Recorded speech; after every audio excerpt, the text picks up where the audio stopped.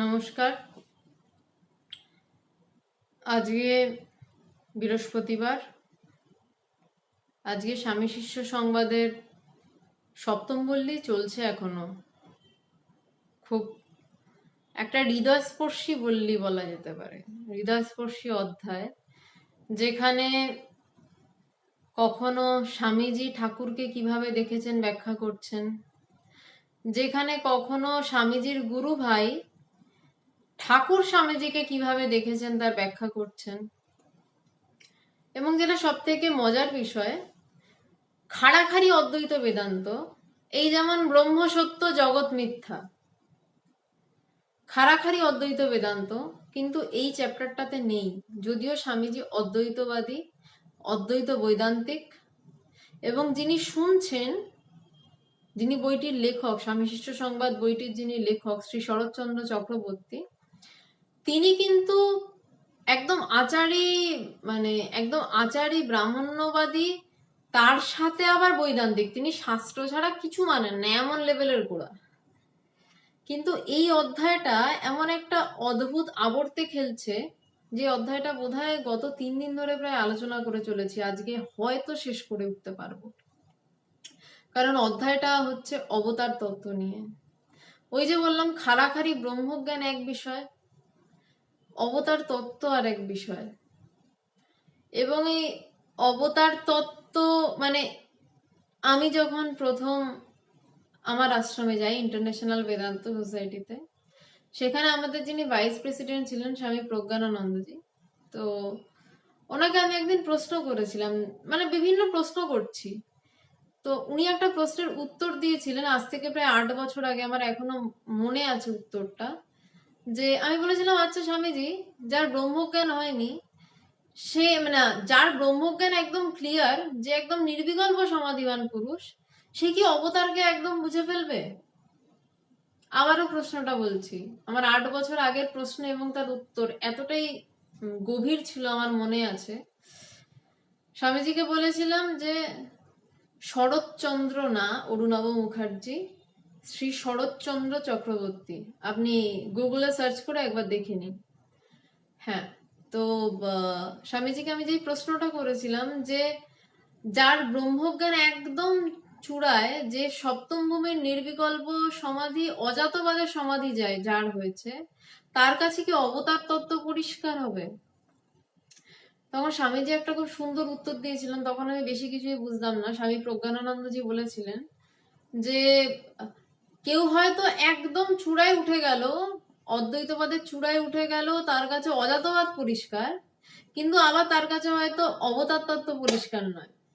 আবার হয়তো কারোর কাছে অবতার তত্ত্ব একদম পরিষ্কার, ঝকঝক করছে, কিন্তু তার জ্ঞানই হয়তো হয়নি, সেভাবে হয়তো ব্রহ্মজ্ঞান হয়নি। তো তখন স্বামীজি বলেছিলেন, দুটো একদম দুই রকমের বিষয়, এবং ব্রহ্মজ্ঞান যদি নর্মাল একটা ব্যাপার, একটা কথার কথা বলছি বোঝানোর জন্য, যে ব্রহ্মজ্ঞান যদি একটা প্যারামিটার হয়, তারও অনেক অনেক গুণ উঁচুতে, প্যারামিটার ওয়াইজ যদি ব্রহ্মজ্ঞান গ্রাজুয়েশন হয়, তাহলে পোস্ট ডক্টরেট হয়তো হচ্ছে অবতার তত্ত্ব। জাস্ট বোঝানোর জন্য বললাম কথাটা। তো অবতার তত্ত্ব এমনই একটা বিষয়, যে বিষয়টা বোঝার জন্য পুরুষকারের অতটা দরকার নেই। হ্যাঁ, আমি বুঝতে চাই, এইটুকু থাকা দরকার, কিন্তু বাকি 90% দরজা খোলে ওই পার থেকে। দুই পার থাকে, তো এই পারের গল্প আর ওই পারের গল্প। ঠাকুরের ওই সেই একটা বড় উঁচু পাঁচিল, সেই পাঁচিলের কথামৃতের গল্পটা যারা জানেন না, ছোট্ট করে আবার বলছি।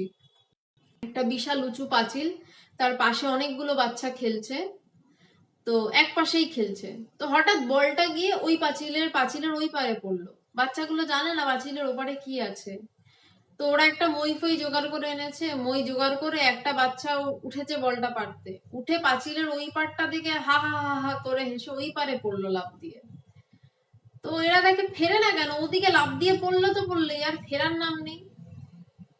আর একজন উঠেছে, সে আবার দেখে আবার সেও হাসতে হাসতে ওইদিকে পড়লো।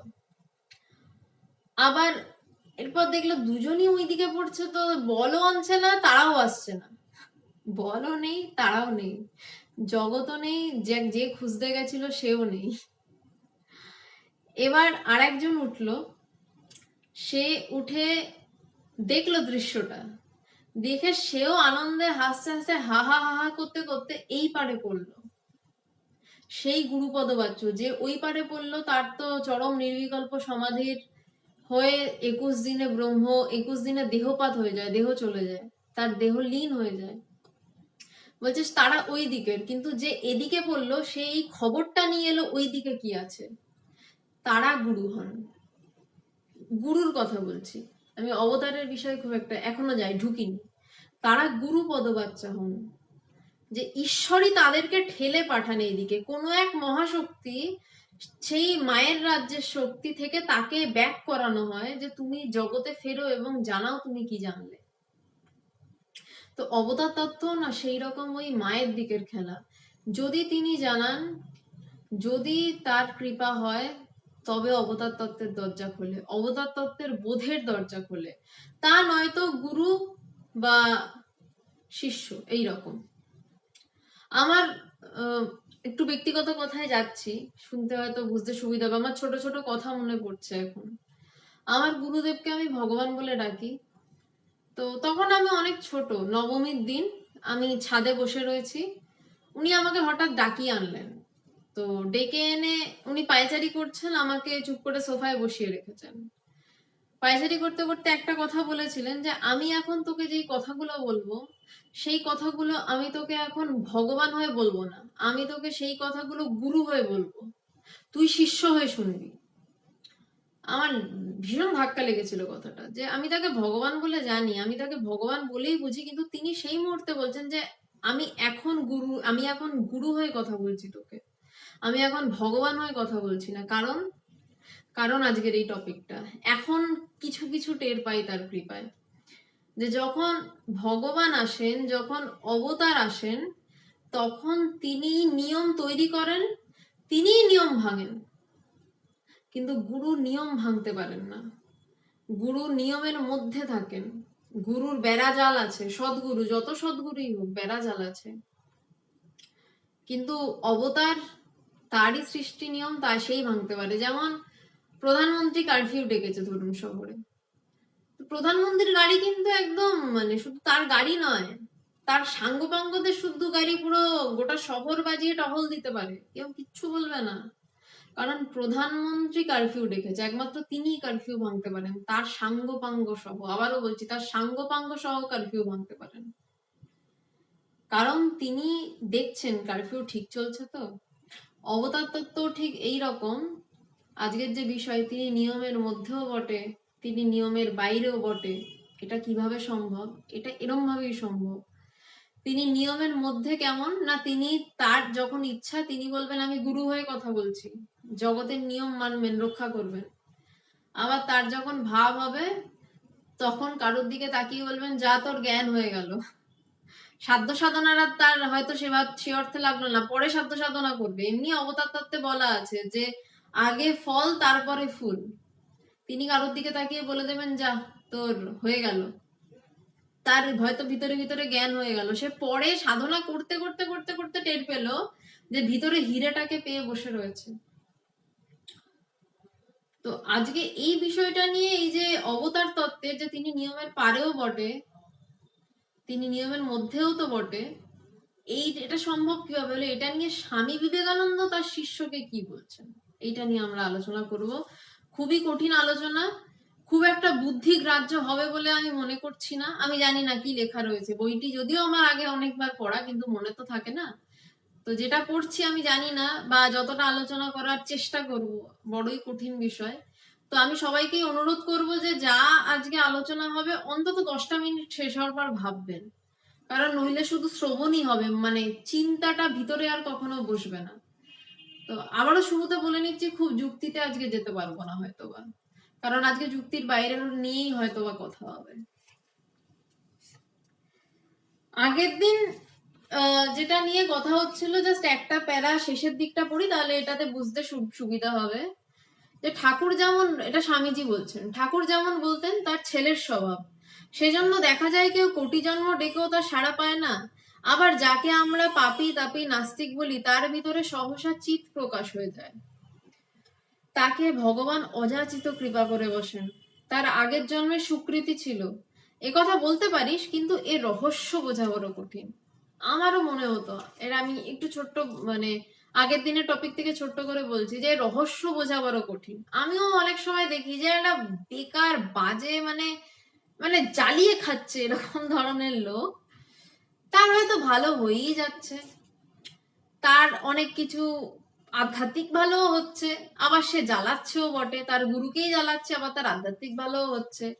আগে রেগে যেতাম, কিন্তু তারপরেই ভাবতাম যে কোন জন্মের হিসাব কোন জন্মে মেলাচ্ছে কে জানে বাবা, মাথা ঘামিয়ে লাভ নেই। আমার কাজ গুরুর সামনে এরকম করে বসে থাকা, হাত জোর করে আমি বাবা এরকম করে বসে থাকি। আমি অত আর রাগ করে আমার কাজ নেই, কারণ ভাবতে গেলে তো ন্যাচারালি রিয়াকশন হবে না। যদি আমি দেখি যে কেউ আমার গুরুকে কিছু বলছে বা আমার গুরুর সাথে খারাপ কিছু করছে, এবং তার তাকে নিয়েই হয়তো তিনি আবার ভালো ভালো কথা বলছেন, তার হয়তো কিছু আধ্যাত্মিক সামান্য কিছু উন্নতি হলো, তো ন্যাচারালি রাগ হওয়ার কথা। কিন্তু তারপর ভাবতাম যে না, কোন জন্মের হিসাব কোন জন্মে মিলছে কে জানে, যে এর রহস্য বোঝা বড় কঠিন। আবার ঠাকুর কখনো বলতেন তার প্রতি নির্ভর হ, ঝড়ের এটো পাতা হয়ে যা। আবার কখনো বলতেন তার কৃপা বাতাস তো বইছেই, তুই পাল তুলে দে না। আমি এটার ব্যাখ্যায় যাচ্ছি না, এটা আগের দিন অব্দি হয়েছিল, আমি তারপর থেকে আসছি। শিষ্য মহাশয়, এ তো মহা কঠিন কথা, কোনো যুক্তি যে এখানে দাঁড়ায় না। শিষ্য বলছে মহাশয় এই তো বড় কঠিন কথা বলছেন, কোনো যুক্তিই তো এখানে দাঁড়াচ্ছে না। আমি শুরুর আগে ডিসকাশন শুরুর আগেই বলেছি আজকে কিন্তু যুক্তি বোধহয় বেশি দাঁড়াবে না, কঠিন কথা আছে। স্বামীজি, যুক্তি তর্কের সীমা মায়াধিকৃত জগতে, দেশকাল নিমিত্তের গণ্ডির মধ্যে তিনি দেশ ও কালাতীত।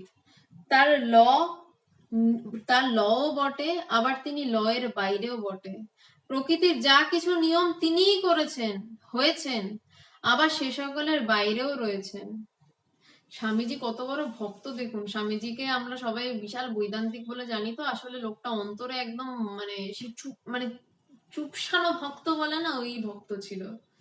যখন স্বামীজি বিদেশে বিশাল লেকচার ফেকচার দিল, শিকাগো শহরে একদম পুরো ছেয়ে গেল চারদিক, তখন সব ছেড়ে ওই লোকটা ঘরে এসে মাটিতে গড়াগড়ি দিয়ে কাঁদছে আর বলছে ঠাকুর তুমি এ কি করে দিলে।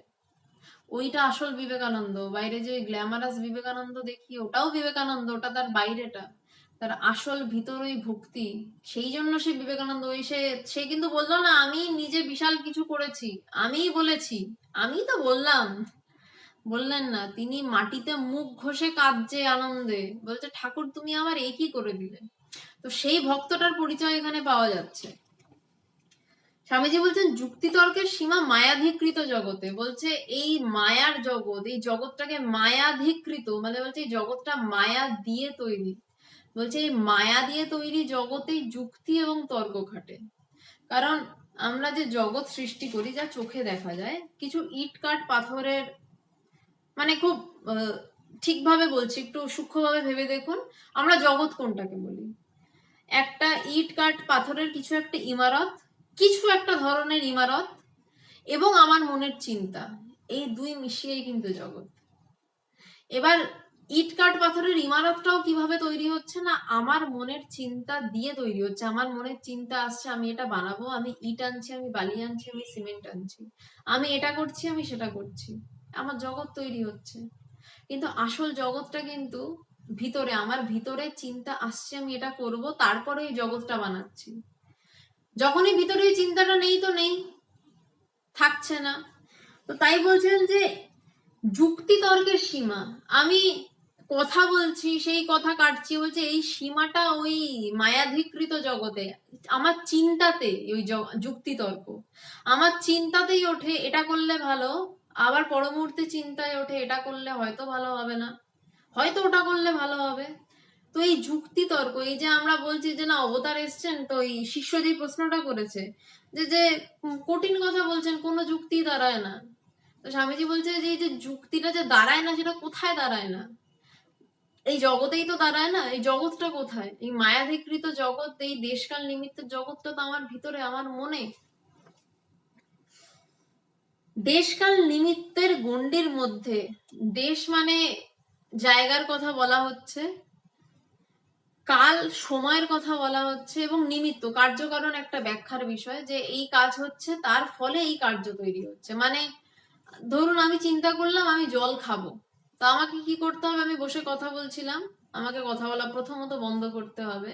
প্রথম চিন্তা উঠলো আমি জলটা খাবো, চিন্তা, আমাকে এই কথা বলা বন্ধ করতে হবে, আপনাদেরকে বলতে হবে একটু বসুন আমি জলটা খেয়ে আসি, বা পাশে বোতল থাকলে সেই বোতলটাকে হাত দিয়ে তুলতে হবে, গলায় ঢালতে হবে, বোতলটা বন্ধ করতে হবে, রাখতে হবে, কমপ্লিট হলো। হয়তো এরপর জল খেয়ে আমার আবার হয়তো অন্য কোনো প্রয়োজনের কথা মনে পড়ে গেল, জলটা খেয়ে মনে হলো আমার ওই ওষুধটা তো খাওয়া হয়নি, জলের সাথে ওষুধটা খাওয়ার ছিল।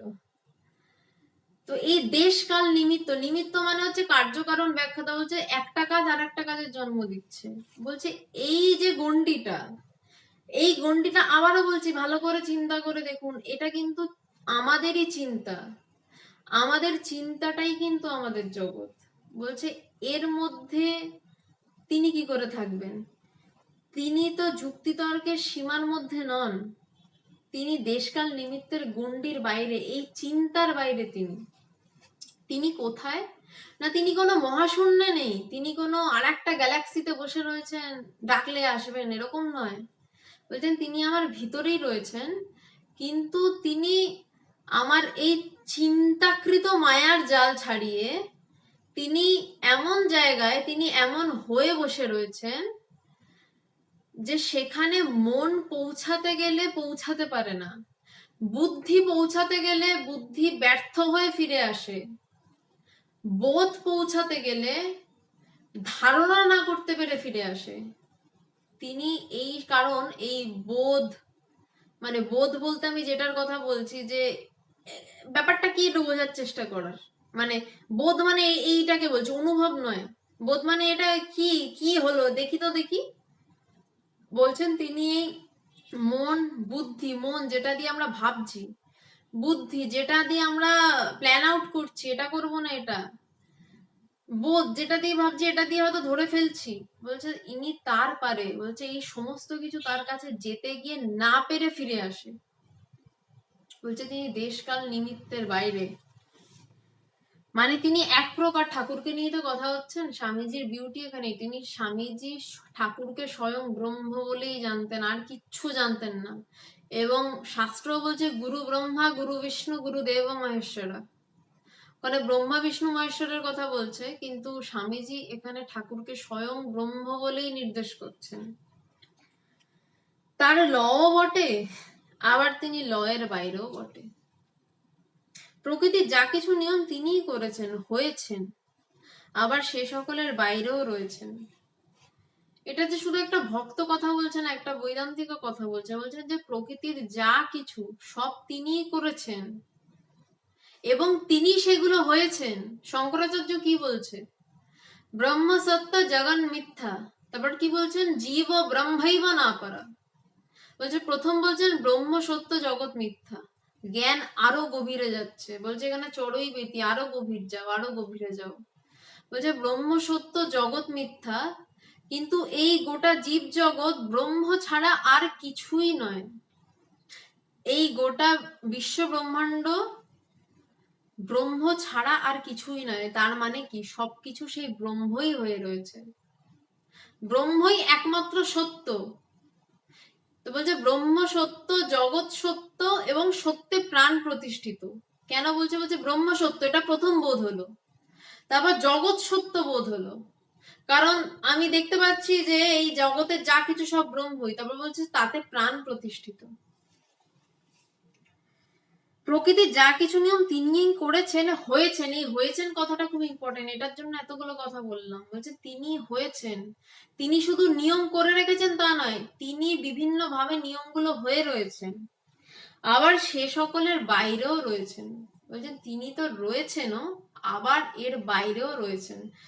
যদি কেউ নিয়ম সৃষ্টি করে, তাকে তো নিয়মের বাইরে থেকে নিয়মটাকে তৈরি করতে হবে, এবং নিয়মটাকে তাকে হতে হবে যে আমি নিয়মটা তৈরি করলাম, নিয়মটা আমি, কিন্তু নিয়মটার তৈরি করতে তো আমাকে নিয়মটার বাইরে। তাই বলছেন যে তিনি এই নিয়মের বাইরেও বটে।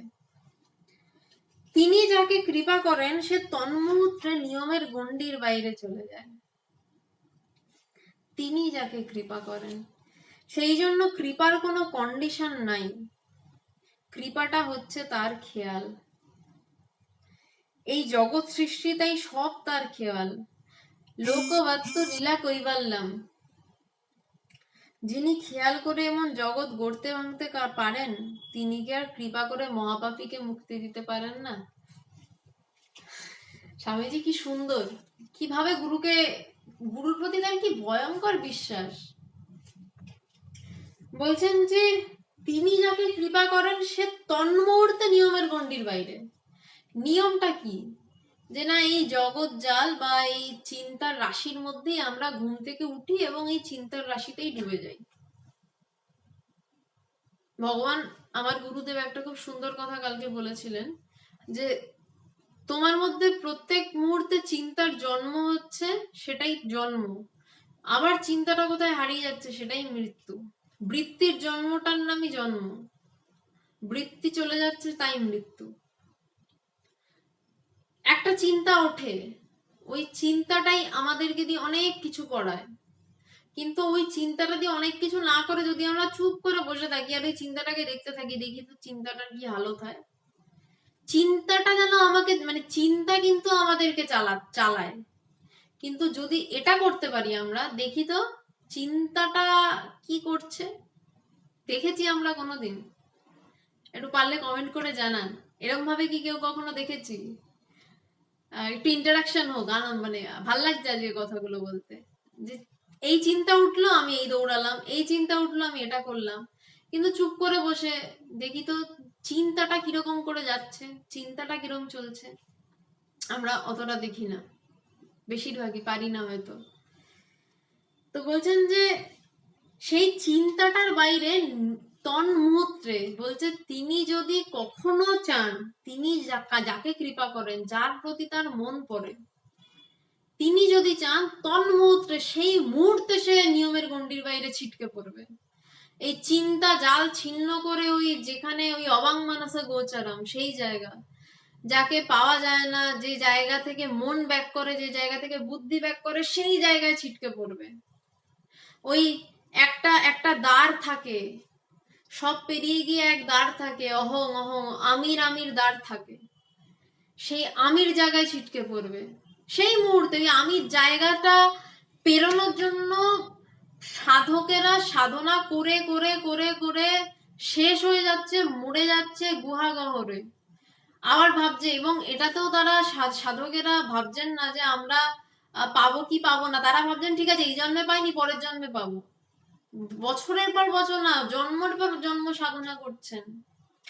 কিন্তু যদি বলছেন তার একটু কৃপা হয়, তার একটু কৃপা, এই অবতার পুরুষদের কথা বলছেন যে তাদের যদি একটু কৃপা হয়, সেই মুহূর্তে ওই আমির দরজা পেরিয়ে ছিটকে উনি ওদিকে ফেলে দেবেন, কারণ দরজা তার হাতেই রাখা রয়েছে, তিনি মনে করলেই ওই দরজা খুলে দেবেন। এবার এই কৃপাটা নিয়ে একটা প্রশ্ন রয়েছে, বলছেন যে এটা নিয়ে বারবার অনেকদিন কথা বলি। আচ্ছা, সেটা এক সময় আমি একটু কমেন্টে যাচ্ছি, একটু ইন্টারাকশন যেহেতু বলেছিলাম, আমি একটু কমেন্টে যাচ্ছি। কেউ একজন লিখেছেন, এটা আমার গুরুদেব একই কথা বলে আর চুপ করে সেটাকে দেখতে বলে। বাহ, না সত্যি কখনো চিন্তা চলা নিয়ে ভাবি না। হ্যাঁ রিমা, চিন্তা চলাটা নিয়ে ভাবো, চুপ করে একটু দেখো যে চিন্তাটা কিরকম। চিন্তা তো তোমায় চালায় সারাদিন, একটু একদিনকে একটু 5 মিনিট দেখো চিন্তাটা কিরকম চলছে। যাই হোক, আমি আবার প্রসঙ্গে ফিরছি। তো বলতে সেই জন্য কৃপার কোনো বাধা ধরা নিয়ম নাই, কৃপাটা হচ্ছে তার খেয়াল, এই জগৎ সৃষ্টিটাই তার খেয়াল। বলছে কৃপাটা তার খেয়াল। কেমন খেয়াল অবতার পুরুষের কৃপাটা?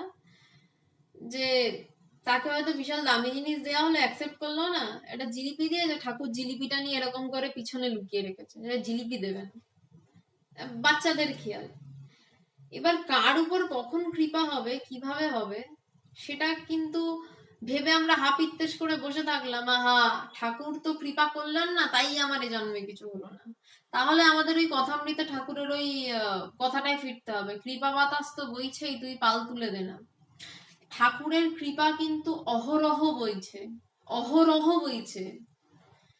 ঈশ্বরের কৃপা, ভগবানের কৃপা সব সময় বইছে যে বেরিয়ে আয়। ওই যে গানটা আছে না, ওরে আয়রে ছুটে আয়রে তোরা, ওই মহাসিন্ধুর পারে কি সঙ্গীত ভেসে আসে, ওই মহাসিন্ধুর পারে কি সঙ্গীত ভেসে আসে, ওরে আয়রে ছুটে আয়রে তরা, তাড়াতাড়ি আয়।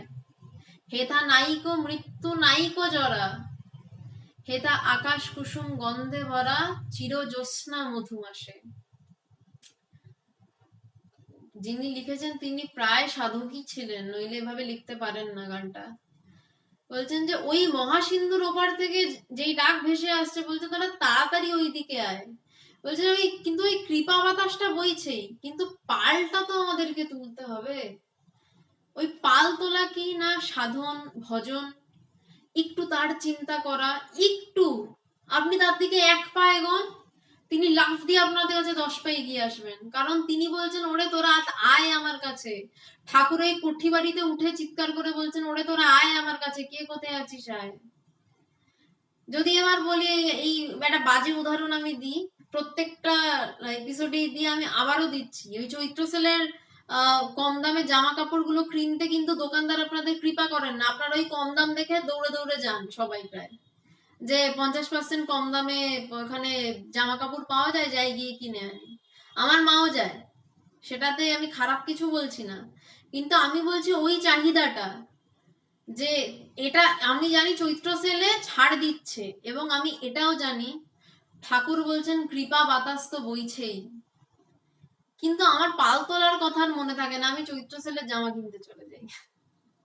দিনে 8টা ঘন্টা একটু একটু একটু দিন ঠাকুরকে, দিনে 8টা ঘন্টা দিন, একটু ধ্যান করুন 10 মিনিট, একটু বসে থাকুন, একটু ঠাকুরের কিছু না কিছু বই পড়ুন, দেখবেন ঠিক তার কৃপা টের পাবেন। কৃপা রয়েছে, শুধু আপনার ওই ওই পালটুকু তোলার অপেক্ষা। 8 ঘন্টা না পারুন 15 মিনিট দিন, খুব ব্যস্ত তো ঘুমের আগে 5 মিনিট ধ্যান করুন।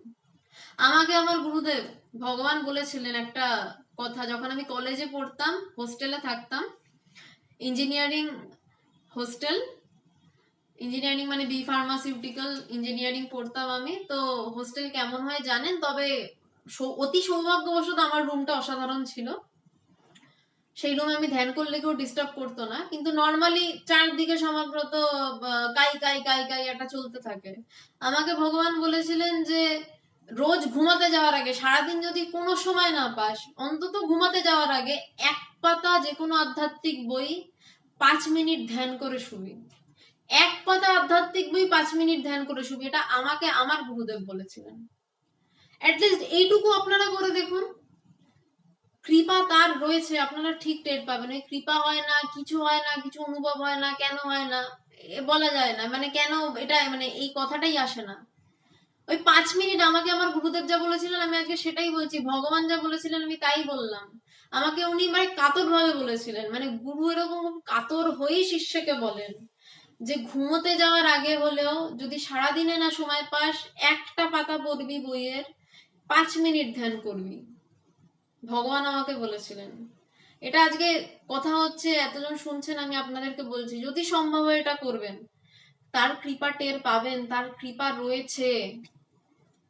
চৈত্র সেলটা যেমন রয়েছে, দোকানে কিনতে গেলে টের পান ওই যে কত কমে ছাড় পাওয়া যাচ্ছে, এবং কিনে কি আনন্দ, তখন কেনার পর আনন্দ, আহ এত কমে পেয়েছি জামা। তেমনি কৃপা বাতাসটা যখন টের পাবেন না, তখন ঠিক এরকমই আনন্দ হবে, আহ পেয়েছি। ব্রহ্মজ্ঞান অনেক পরের বিষয়, যাচ্ছি না, আগে কৃপা বাতাসটা টের পেলেই মনে হবে আহ পেয়েছি, তার কৃপা টের পাচ্ছি। নইলে শুধু বসে বসে কবে তার কৃপা হবে, আমি তিনি টানছেন না যাব কি করে, এসবে লাভ হয় না, হয় না। আবারও বলছি কৃপা বইছেই, পাল তুলে দিন, পাল তুলে দিন। স্বামীজি বলছেন, এবার স্বামীজি এক ভাবে আজকে কথা বলছেন, বলছেন কৃপাটা তার খেয়াল, এই জগৎ সৃষ্টিটাই সবকার খেয়াল খেয়াল। বলছে এই জগৎ সৃষ্টিটাই তো খেয়াল, বেকার এই জগৎটা তৈরি করার কোনো দরকার ছিল, কোনো প্রয়োজন ছিল জগৎটা তৈরি করার? দিব্যি তো সব সেটেল ডাউন ব্রহ্ম, যেখানে প্রয়োজনই ছিল না সেখানে এত বড় একটা জগৎ, এই পাহাড় নদী সমুদ্র, এত দেশ, দেশের মধ্যে ঝগড়া, তার মধ্যে করোনা, করোনাতে এত লোক মরে যাচ্ছে, অক্সিজেন নেই, হেনা নেই তেনা নেই, কি দরকার? এবং তার উপর এতগুলো লোক তার কাছে সমানে প্রার্থনা করে যাচ্ছে, এই দাও সেই দাও, ওই দাও সেই দাও বলেই তো যাচ্ছে। তো এটা নিয়ে বলছেন, স্বামীজি বলছেন এটা তার খেয়াল। ঠাকুরকে একজন এই প্রশ্নটা করেছিল। আইভিএস স্বামীজিকে একদিন, স্বামীজি বলছি সরি, ঠাকুরকে একজন এই প্রশ্নটা করেছিল যে এই জগৎটা কেন সৃষ্টি হলো বলুন তো। ঠাকুরটা রসিক ছিলেন, রসিক মানুষ। তখন ঠাকুর খুব সুন্দর একটা কথা বলেছিলেন, খুব রসিকতার সাথে বলেছিলেন যে এই জগৎটা সৃষ্টির জন্য যে মিটিংটা ডাকা হয়েছিল ওই মিটিং এ আমাকে ডাকেনি। খুব রসিক কথা, কিন্তু মানে তার মানেটা কি, যে জগৎ সৃষ্টিটা অ্যাকচুয়ালি তার খেয়াল, তার ইচ্ছা হয়েছে তিনি সৃষ্টি করেছেন, এবং তাতে সত্যি কি তার এসে যায় আমি তা জানি না। মানে উচ্চ তত্ত্বে যদি যাই তাতে তার এসে যায়ও বটে, আবার এসে যায় নাও বটে। লোকবত্ত লীলা কৈবল্যম, তিনি খেয়াল করেন, এমন জগৎ গড়তে ভাঙতে পারেন, তিনি কি আর কৃপা করে মহাপাপীকে মুক্তি দিতে পারেন না? হ্যাঁ, একটা বাচ্চা একটা মাটির ঢেলা বানালো, একটা জগৎ, একটা বাচ্চা মাটির ঢেলা বানালো, তার খেয়াল হয়েছে, ইচ্ছা হয়েছে, বানালো, দুম করে ভেঙে দিল। তাতে মাটির ঢেলার কি হলো না হলো, মাটির ঢেলাটা তো সে এমনিও জানে সত্য নয়, সে এমনিও জানে যে মাটির ঢেলা ওটা মাটির ঢেলা। তো তেমনই এই জগৎ সংসারটাও ঈশ্বর এমনি জানেন এই মাটির ঢেলা, এই চিন্তাতেই সবকিছু, এই চিন্তা গেলে আসল সেই রয়েছে, আসলে কি আদৌ কিছু? প্রথম থেকে যা যা বলছিলাম যে এই চিন্তাটা যেভাবে উঠছে, চিন্তার পারে যখনই যাই আদৌ কি কিছু, বা এই যে চিন্তাগুলো দেখা যাচ্ছে তাও কি কিছু? বিবেক চূড়ামণিতে শঙ্করাচার্যের কাছে যখন মানে শঙ্করাচার্য লিখছেন, গুরুর কাছে শিষ্য গেছে এবং শিষ্যর যখন ব্রহ্মজ্ঞান লাভ হয়েছে, অনেক অনেক বেশ অনেকটা পর, শেষের দিকের বইটা শেষের দিকে, তখন শিষ্যকে গুরু জিজ্ঞাসা করছেন যে কি জগৎটাকে কেমন দেখছো? প্রত্যেক ব্রহ্মজ্ঞানী শিষ্যকেই তার গুরুদেব এই প্রশ্নটা করেনি, জগৎটা কেমন লাগছে? তখন এই শিষ্য উত্তর দিয়েছিল, কুত্র লীনা মিদং জগৎ, এ জগৎ কোথায় চলিয়া গেল, কাহার দ্বারাই বা অপসারিত হইল। বলছে এই জগৎ কোথায়, কেই বা এই জগৎটাকে আমার সামনে নিয়ে চলে গেল, অহ কি আশ্চর্য। আমার এক্স্যাক্টলি স্ট্রোকটা মনে নেই, মোস্ট প্রবাবলি কুত্র লীনা মিদং জগৎ, এই অবধি আমার মনে পড়ছে, আর মনে নেই। বাকি কথাটা এটা ছিল, এই জগৎ কোথায় অপসারিত হইল, কাহার দ্বারাই বা অপসারিত হইল, আহা এ কি মহা আশ্চর্য। তো তিনি, স্বামীজি বলছেন যে তিনি কি বলছে যে এই জগৎ গড়তে ভাঙতে পারেন, তো এই জগৎটা এত সহজে সরে যেতে পারে যে জগৎটা নেই বলছে, যারা জ্ঞানী তারা বলছে জগৎ কই। ভগবানের সামনে, মানে আমার গুরুদেবের কথা বলছি, আমার গুরুদেবের সামনে একজন যার সদ্য ব্রহ্ম জ্ঞান হয়েছে, সবার তো আর হয় না, খুব কম কমেরই হয় আর কি, খুব হাতে গোনা এক দুজনের, আমি, ভগবান এবং সেই মেয়েটি বসে রয়েছি, এবং কয়েকজন সন্ন্যাসী বসে রয়েছে।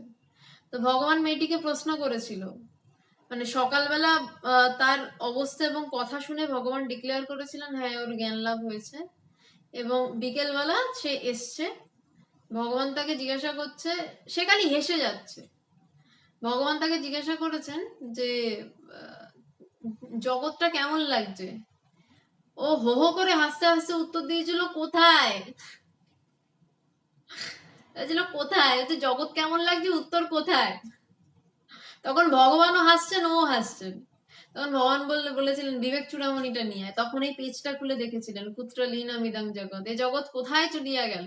তো যে জগৎই কোথায় চলে যায়, তো এই জগৎ সৃষ্টি তো তার বাচ্চার খেলা, ছেলের খেলা, তার ইচ্ছা হয়েছে গড়েছেন, ইচ্ছা হবে না ভেঙে দেবেন, যা পারেন করবেন, তাতে কার কি বা কি, আদৌ কারুর কিছু কিনা, আদৌ কেউ আছে কিনা, আছে বলে দেখছি কিনা, দেখছি তাই বা কি। তা বলছেন তিনি কি আর কৃপা করে মহাপাপীকে মুক্তি দিতে পারেন না? বলছে এত কিছু তৈরি করেছে, একটা মহাপাপীকে মুক্তি দিতে পারে না? হ্যাঁ পারে, বাল্মীকিকে, এই রত্নাকরকে বাল্মীকি করে দিয়েছেন। তবে যে কারুকে সাধন ভজন করিয়ে নেন ও কাউকে করান না, সেটাও তার খেয়াল, তার ইচ্ছা। এও মানে আজকে একদম পুরো নিয়ম ভাঙা, ছক ভাঙা কথা হচ্ছে। এবং আজকেও সত্যি কথা বলতে এই টপিকটা পড়বে আমি জানতাম না। আজকে আমার প্রচন্ড শরীর খারাপ ছিল। কালকের লাইভ যেটা সারদা মাকে নিয়ে হয়েছে সেটা কোনো ক্রমে নিয়েছিলাম আর কি, যেহেতু অনুষ্ঠানটা শুরু এক্সকিউজ মি, সরি। এবং সত্যি কথা বলতে আজকেও যে আমি কথা বলতে পারবো আমি ভাবিনি। তার কারণ ভগবানের ডাক্তার দেখানোর কথা ছিল লেক গার্ডেন্স আশ্রমে। আমার বাড়ি লেক গার্ডেন্স আশ্রমের খুব কাছে। তো ভগবান লেক গার্ডেন্স আশ্রমে এসেছিলেন, এবং ভগবান এলে ন্যাচারালি আমি কোনো ক্লাস নেওয়া আমার পক্ষে সম্ভব নয়, কারণ আমি গুরু এলে আমি গুরুর পা ছাড়া আর খুব একটা কিছু চিনি না। তো আমি প্রণয়কে বলেই দিয়েছিলাম যে ইন্ডিয়ান মংসের অ্যাডমিন, আমি আজকে ক্লাসটা নিতে পারবো না। তো হঠাৎ আজকে বিকেলবেলা ডাক্তার দেখানো হলো, সব ঠিকঠাক হয়ে গেল, ভগবান বিরাটই ফিরে গেলেন। তো তাই আমি ভাবলাম ঠিক আছে ক্লাসটা নিয়েই নি। তো অন্যদিন ক্লাসে প্রায় মানুষ থাকেন 70, 80, 100 জন। আজকে ক্লাসে মানুষও রয়েছেন কম, 43 জন। কারণ বোধহয় সবই তারই ইচ্ছা, তারই খেয়াল। মানে আজকে এতটা কঠিন বিষয় নিয়ে স্বামীজি কথা বলছেন, কারণ আগে থেকে তো বলা ছিল না আজকে ক্লাসটা হবে। তো আজকে আলোচনাটা হবে, ক্লাস বলাটা ভুল, ক্লাস নেওয়ার জায়গায় আমি এখনো নই, আলোচনাটা যে হবে। তো যেই কজন শুনছেন 41 জন, এখন দেখতে পাচ্ছি 41 জন, কখনো 45 জন, এরকম ভাবে যাচ্ছেন। এই কয়েকজনের জন্যই বোধহয় আলোচনাটা ঠিক আছে, কারণ আজকের আলোচনা ওই যুক্তি তর্ক বুদ্ধি সূক্ষ্ম বিচার এইসব দিয়ে যাচ্ছে না। আজকের আলোচনাটা একদম প্রাণের আলোচনা দিয়ে যাচ্ছে, মানে প্রাণের থেকে প্রাণের আলোচনা, আরো গভীর থেকে গভীরতর আলোচনা। যে তুহিন ভট্টাচার্য ভগবানকে, ভগবান আমার গুরুদেব, আমার গুরুদেবকে আমি ভগবান বলে ডাকি। ওনার লেক গার্ডেন্সে আশ্রম রয়েছে, বিরাটিত আশ্রম রয়েছে, ইন্টারন্যাশনাল বেদান্ত সোসাইটি আমাদের অর্গানাইজেশনের নাম। যাই হোক, তো এবার স্বামীজি বলছেন তিনি কি আর কৃপা করে মহাপাপীকেও মুক্তি দিতে পারেন না? তবে যে কারুকে সাধন ভজন করিয়ে নেন ও কাউকে করান না, সেটাও তার খেয়াল, তার ইচ্ছা। বলছে তিনি কাকে দিয়ে সাধন ভজন করিয়ে নেবেন? করিয়ে তার জ্ঞান লাভ করাবেন। মানে এমন নাকে খত দেওয়ান আমি দেখেছি, যে মানে সে সাধনা করতে করতে পাগল হয়ে যাচ্ছে। মানে সে করেই যাচ্ছে 1 মাস ধরে সাধনা, তার দিন নেই রাত নেই, রাতে ঘুম নেই, 2 মাস ধরে সে তার ঘরের বাইরেটুকু অব্দি বেরোচ্ছে না, দিন রাত্রি মনের দিকে তাকিয়ে বসে রয়েছে, কিন্তু তার জ্ঞান লাভ হচ্ছে না। অবশেষে হলো, গুরু কৃপায় হয়, যার এতটা টেনাসিটি, তার হয়তো তার না হওয়ার কোনো কারণ নেই, তার জ্ঞান লাভ হয়। আবার কারোকে হয়তো করাচ্ছেন না সাধন ভজন, এমনি যা হয়ে গেছে তোর। এবার এখন আমরা বলতেই পারি পূর্বজন্মের অনেক সুকৃতি ছিল, পূর্বজন্মের অনেক ব্যাপার ছিল। তো সেইটা বলাটা আবার ভুল, মানে পূর্বজন্মের, মানে ভুল বলছি না, পূর্বজন্মের অনেক সুকৃতি তো থাকেই, কিন্তু পূর্বজন্মের সুকৃতির সাথে সবকিছু রহস্য বোধহয় মেলে নয়। স্বামীজি প্রথম দিকে বললেন রহস্য বোঝা বড় কঠিন। সেটাও তার খেয়াল, সেটাও তার ইচ্ছা। যথারীতি শিষ্য এবার বলছে, মহাশয় বুঝিতে পারিলাম না। স্বামীজি, বুঝে আর কি হবে? যতটা পারিস তাতে মন লাগিয়ে থাক, তাহলে এই জগৎ ভেলকি আপনা আপনি ভেঙে যাবে, তবে লেগে থাকতে হবে। শিষ্য বলছেন, মহাশয় বুঝিতে পারিলাম না। বুঝে আর কি হবে? যতটা পারিস তাতে মন লাগিয়ে থাক। যতটা পারিস তাতে মন লাগিয়ে থাক, বেশি বোঝার দরকার নেই। এই মানে ব্রহ্মজ্ঞানের ক্ষেত্রে কিন্তু স্বামীজি এরকম ভাবে বলেননি। ব্রহ্মজ্ঞানের ক্ষেত্রে স্বামীজি বলছেন যে হ্যাঁ, ধ্যান ধারণা করো, তপস্যা করো, সাধনা করো, মনকে এইভাবে দেখো, আরো বেশি বই পড়ো, এইসব উপদেশ দিয়েছেন। কিন্তু এই তত্ত্ব সবকিছুর উপরে। তখন স্বামীজি বলছেন যে মহাশয় বুঝিতে পারিলাম না। স্বামীজি বলছেন বুঝে আর কি হবে? যতটা পারিস তাতে মন লাগিয়ে থাক। বলছে তাতে মন লাগিয়ে বসে থাক, তাহলে এই জগৎ ভেলকি আপনা আপনি ভেঙে যাবে, তবে লেগে থাকতে হবে। স্বামীজি বলছেন বুঝে কি হবে, কারণ অবতার তত্ত্ব বলেছেন, বলছে বুঝে লাভ নেই, তাতে মন লাগিয়ে বসে থাক, এই জগৎ ভেলকি এমনি এমনি ভেঙে যাবে। অবতার তত্ত্ব এমন একটা জিনিস না, ব্রহ্মজ্ঞান তো এক প্রকার, প্রথমেই বললাম ব্রহ্মজ্ঞান এক প্রকার, এই অবতার তত্ত্ব আরেক প্রকার। বলছে ওতে মন দিয়ে বসে থাক, একদম মানে যার মানে সবার সেই সৌভাগ্য হয়ও না। বলছে শুধু তার উপর যদি কাউকে বোঝো যে হ্যাঁ সে ভগবান, তাতে মন লাগিয়ে বসে থাক, বলছে এমনি এমনি জগৎ ভেলকি উড়ে যাবে। জগৎ ভেলকি ম্যাজিক বলছে, বলছে এমনি এমনি উড়ে যাবে, সাধন ভোজন লাগবে না। মানে এই কথাটাকে খুব একটা সিরিয়াস, মানে খুব একটা গ্রস হিসাবে, রিজিডিটি হিসাবে নেবেন না যে সাধন ভোজন লাগবে না, সাধন ভোজন লাগবে। কিন্তু যদি অবতার কাউকে খুঁজে পান, ভগবান কাউকে খুঁজে পান, তাহলে তার উপর মন লাগিয়ে বসে থাকুন, জগৎ ভেলকি এমনি উঠবে। আমাদের প্রেসিডেন্ট মহারাজ ইন্টারন্যাশনাল বেদান্ত সোসাইটির স্বামী কেশবানন্দ মহারাজ, উনি একদিন একটা খুব সুন্দর কথা বলেছিলেন। বলেছিলেন যে অবতারের মন অ্যাকচুয়ালি থাকে না, প্রায় থাকে না, লীন হতে হতে হয়তো কিছুটা একটুখানি। তো বলছেন যে অবতারের সেই একটুখানি মন যদি কারোর উপরে কোনো ক্রমে পড়ে, বলছে সেখানে তৎক্ষণাৎ দৈবিক ক্রিয়া শুরু হয়। তৎক্ষণাৎ বলছে যে ভগবানের মন যদি কারোর উপর কিছুটা পড়ে, যে ভগবান যদি কারোর কথা ভাবছেন, বলছে সেইখানে দৈব ক্রিয়া শুরু হয়। দৈব ক্রিয়া মানে কি? আকাশ কুসুম কিছু না, বলছে জগৎ ভেলকি, মানে জগৎ ভেলকি উড়ে যায়, সেইখানে তার অনুভব শুরু হয়। তো অবতার ক্রিয়া সব কিছুর পারে, অবতারের বিষয় সব পারে, ব্রহ্ম জ্ঞানের পারে। তো এই শিষ্য যেমন বলছে বোঝা যাচ্ছে না, তেমনই বোঝা যায় না, বলছে মন লাগিয়ে বসে থাকো, ছেড়ো না। আপনাদেরও বলছি, আজকে খুব বেশি জন ছিলেন না, কারণ আগে থেকে বলা ছিল না। আমি আর বেশিক্ষণ, এই শেষের দিকে আমি প্রায় শেষ করছি। এই যা শুনলেন আজকে হয়তো অনেক কিছু মনে হবে যুক্তি তর্কের বাইরে, কিন্তু এইটুকু কথা, স্বামীজির কথা মনে রাখুন, ছাড়বেন না, মন লাগিয়ে বসে থাকুন, জগৎ ভেলকি আপনা আপনি উড়ে যাবে যদি তেমন কাউকে পান। কমেন্টে জানাবেন কেমন লাগলো। আর পরে যারা আরো অনেকে শোনেন তারাও কমেন্টে জানাবেন কেমন লাগছে, বা কোনো প্রশ্ন থাকলে অবশ্যই জানাবেন। আমি পরের ক্লাসে বা পরের আলোচনায় উত্তর দেওয়ার চেষ্টা করব। নমস্কার।